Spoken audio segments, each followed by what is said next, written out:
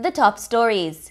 The days of Banks Bear in St Lucia could be numbered. Some of Barbados's most popular beaches earmarked for sargassum cleaning. England's captain gets a century at the Oval. Welcome to the Nation News for Friday, May 1st, 2015, the May Day edition. I am Janelle Ward.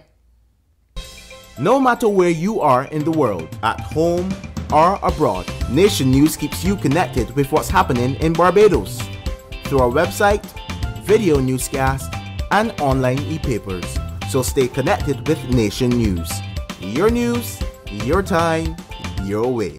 The Kadooment Day behavior shown by some people invading the groups has forced one company from the annual May Day parade. Barbados Workers Union General Secretary Tony Moore says the Massey group would not be fully participating in the parade until a solution was found. On Friday, the parade started at the Garrison Savannah and made its way to Culloden, where flowers were laid at the statue of Sir Frank Walcott. Then on to Browns Beach, where the celebrations continued. Banks Holdings Limited are waiting on the outcome of discussions on a trade law which could end their export of beer and soft drinks to some OECS countries. CEO Richard Cozier said the article, which falls under the Treaty of Chaguaramas, places 70% duty on certain exports. St Lucia and St Kitts have invoked the article.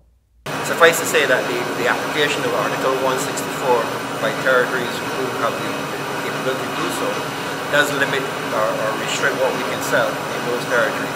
It impacts beer and soft drinks. We still can trade in milk and juice, but the beer and soft drinks trade that is going into those islands is now either non-existent or will be non-existent once their stocks are depleted.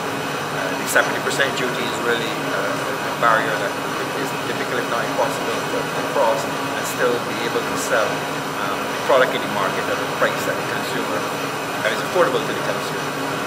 Those countries, much like ours, have their own particular economic challenges, and therefore high price items where there's a lower price alternative within reach, the proposition is vulnerable.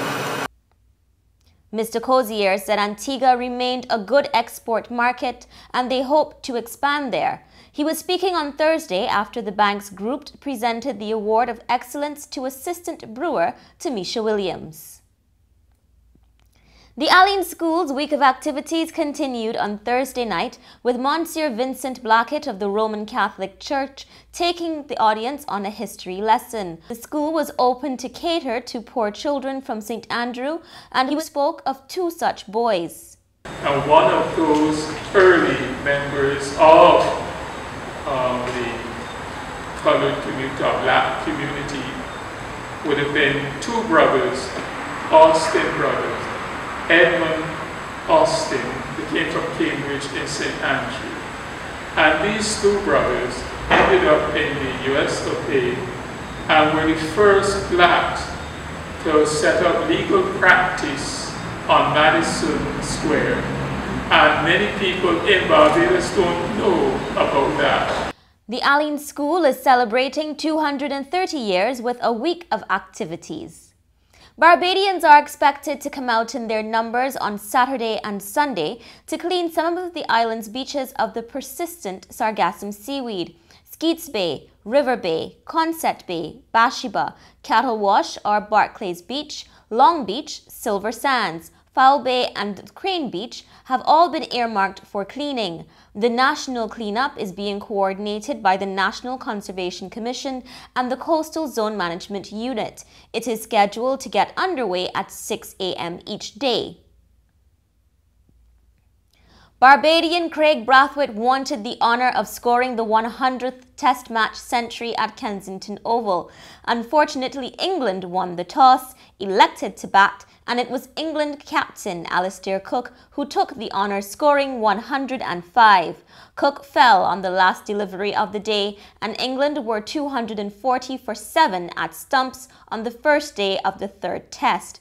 Meanwhile, Barbadian Shea Hope was handed his test debut in the same match. Hope had an outstanding season for Barbados Tridents in the Professional Cricket League, where he scored more than 600 runs. And finally, What do you do when an election is too close to call? Instead of going back to the polls, a town in South Dakota has solved the problem by either a high card draw or a roll of the dice. A vote for the new mayor was split after the April 14 election, contested between the former police chief and the fire chief.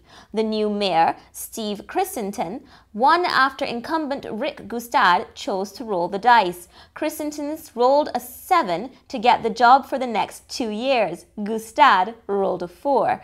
The two also ran against one another in 2013, with Gustad winning by 6 votes.